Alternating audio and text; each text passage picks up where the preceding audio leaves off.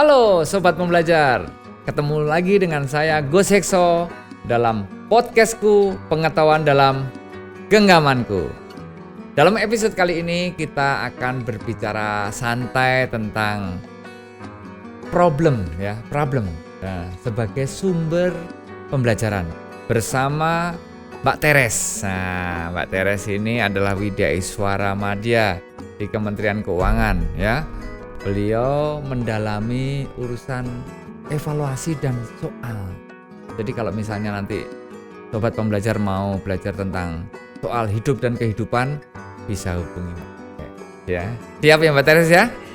Gitu. Siap. Tapi ngomong-ngomong asik ini kalau kita berbicara tentang masalah dalam kehidupan. Masalah kehidupan yang bisa dijadikan sumber pembelajaran. Maksudnya bagaimana ini Bu?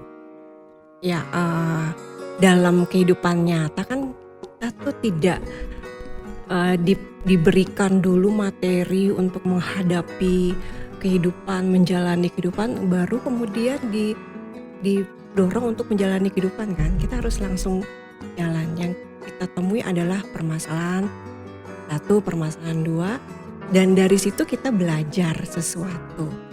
Nah ini juga sebenarnya analogi ini bisa kita terapkan juga loh di kelas. Gitu ya. Seperti kayak apa itu penerapan di kelas itu? Saya kok belum terbayang ya. Iya, kalau selama ini kita taunya belajar itu kan kasih materi dulu, cukukin dulu banyak materi A, B, C, D dan seterusnya. Iya. Dikasih materi, setelah itu di ujungnya baru ada soal, ujian, evaluasi. Jadul banget itu ya. Ya, itu jadul. Gitu ya. Karena memang seharusnya skenario-nya nggak harus seperti itu. Kedepannya yang asik itu nggak harus polanya seperti itu. Kadang-kadang kita juga bisa menggunakan soal atau permasalahan atau apapun yang terkaitnya, namanya bisa soal, bisa persoalan, bisa problem, bisa permasalahan. Itu sebagai media untuk belajar. Justru diberinya di depan. Dan dengan soal itu, dengan permasalahan itu, dengan problem, peserta pembelajaran atau pembelajar mengalami proses pembelajaran pada saat menyelesaikannya. Oh, jadi artinya tingkat kedalaman kita belajar dengan memilih A, B, C, D dengan kita melakukan semacam studi kasus berbeda ya Bu ya? Artinya? Berbeda. Yang bisa kita perhatikan Bapak Ibu, semua pendengar podcast Mas Hekso, kalau kita menghafal sampai kapan sih kita ingat? Nanti kalau ada hafalan baru, timpa-timpa tuh, hilang. Oh gitu.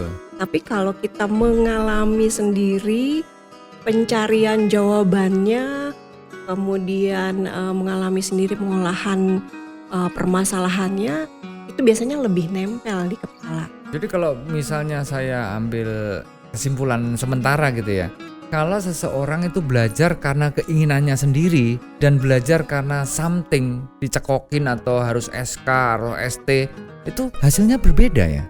Betul. Oh Betul gitu sekali. ya. Pasti hasilnya berbeda. Nah, jadi artinya logic thinkingnya jalan gitu ya. Logic thinkingnya jalan sehingga dia mencari solusi dari problem-problemnya itu sendiri. Nah selain itu tadi yang sudah dijelaskan Mbak Teres, ada lagi nggak yang mau disampaikan tentang problem tadi itu tadi? Nah ini ada bermacam-macam jenisnya.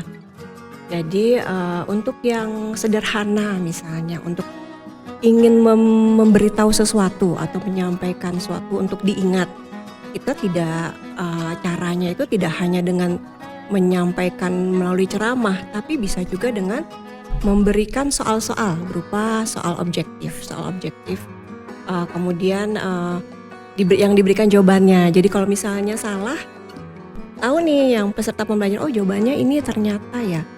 Kemudian ketika diulangi lagi, pasti akan ingat, oh ya tadi yang saya salah jawabannya ini.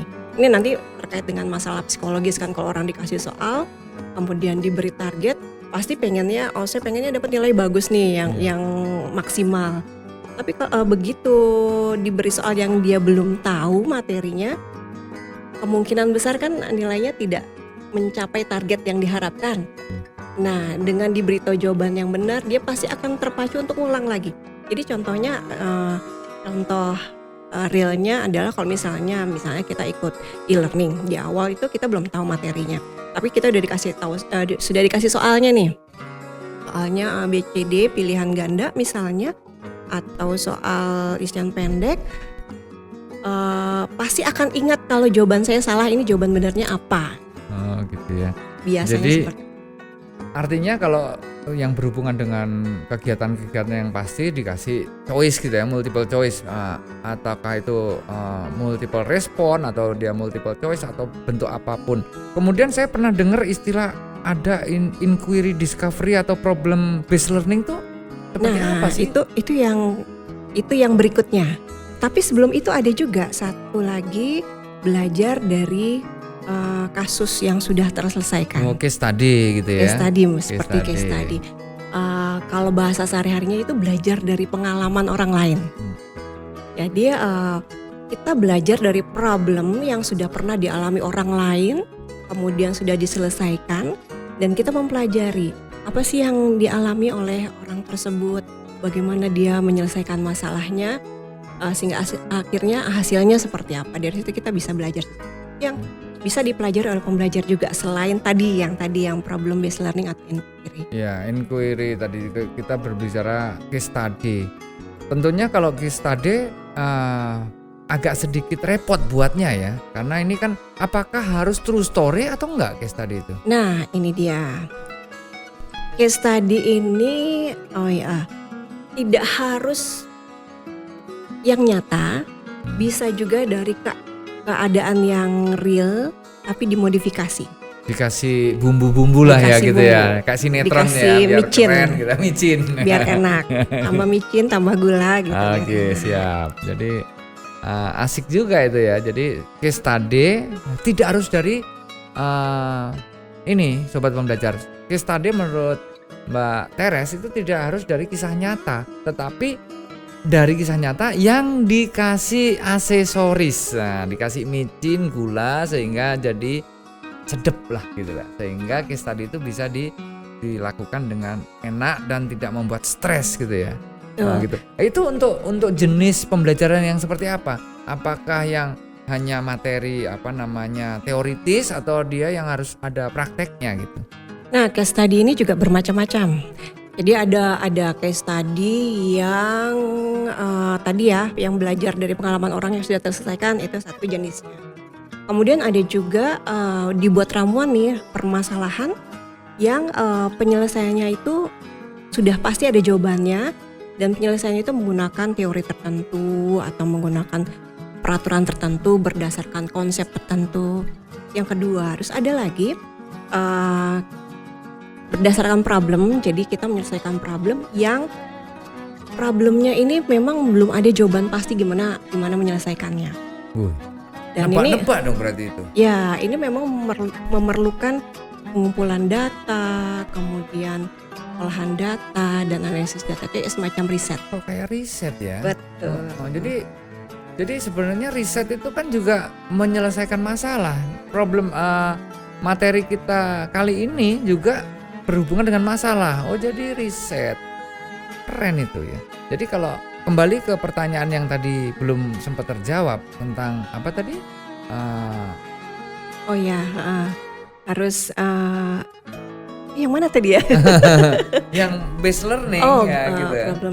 Problem based learning ya. Ya, problem based learning ini sendiri juga kalau bicara tentang problem based learning itu juga ada yang menyebutnya problem based learning, ada yang menyebutnya inquiry atau discovery learning. Ini banyak judulnya dan sebenarnya metodenya sih sebenarnya yang menemukan beda, cuma ada irisannya. Jadi sedikit banyak beda, dan ini penyelesaian masalahnya juga tadi dengan cara riset dengan terstruktur.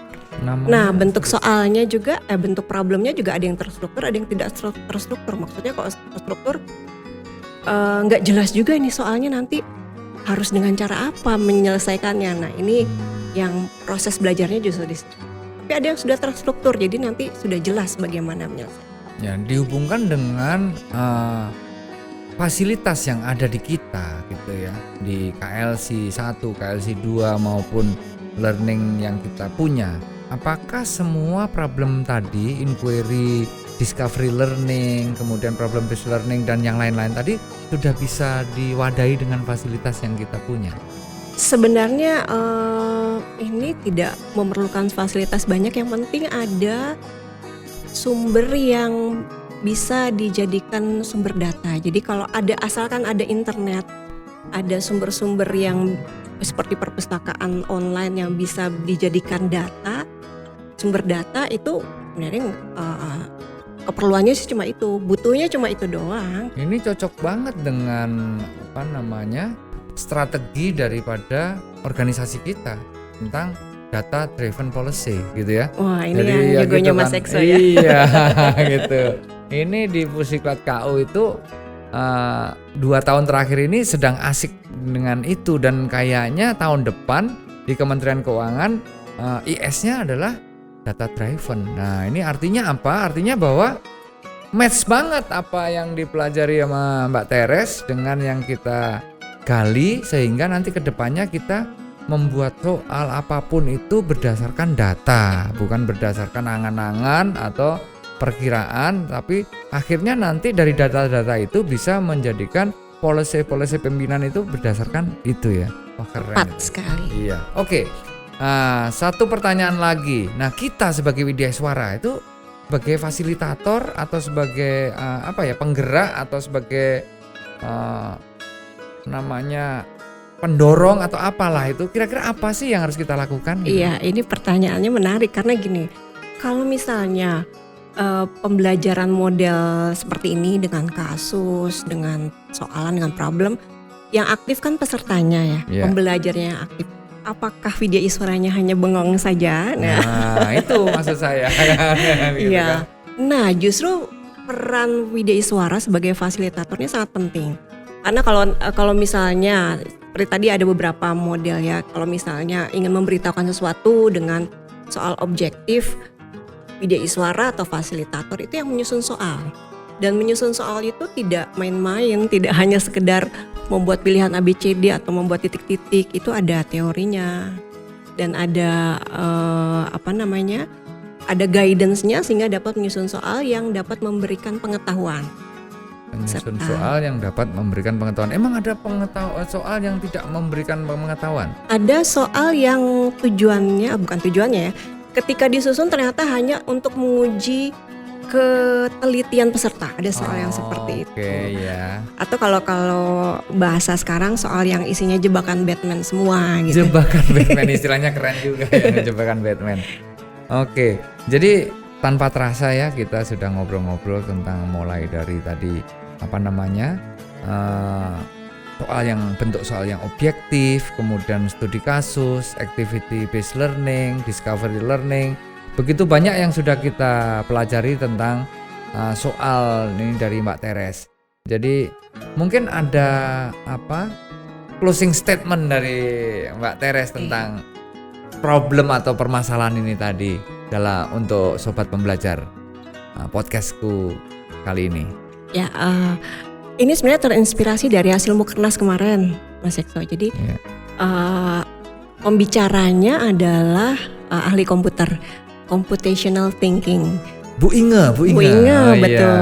Iya. Yang saya ingat ini dengan kata-kata saya sendiri yang mungkin tidak persis sama dengan yang disampaikan. Kedepannya yang diperlukan adalah membangun computational thinking. Jadi cara berpikir yang tidak yang dibangun adalah bagi pembelajar adalah cara berpikir untuk menyelesaikan masalah. Jadi pembelajaran itu bukan perihal pemberian konten, tapi pembangunan cara berpikir sehingga dapat menyelesaikan masalah apapun yang terjadi di depan. Jadi seperti itu. Ya, luar biasa ya Mbak Teres ya. Jadi sobat pembelajar, apa yang disampaikan Bu Teres tadi berdasarkan hasil Mukernas dan mendapat inspirasi dari Bu Inge tentang computational thinking. Jadi yang penting adalah logic thinkingnya, logikanya, bukan hanya benar atau salah, 100 atau enggak 100, hijau atau kuning, enggak penting, tetapi bagaimana logika membangun struktur pemikiran sehingga menghasilkan sesuatu yang keren. Jadi inilah hasil dari podcastku kali ini, luar biasa. Sekali lagi terima kasih kepada Mbak Teres Dan kita akan ketemu lagi dalam episode yang lain dalam podcastku, Pengetahuan dalam Genggamanku.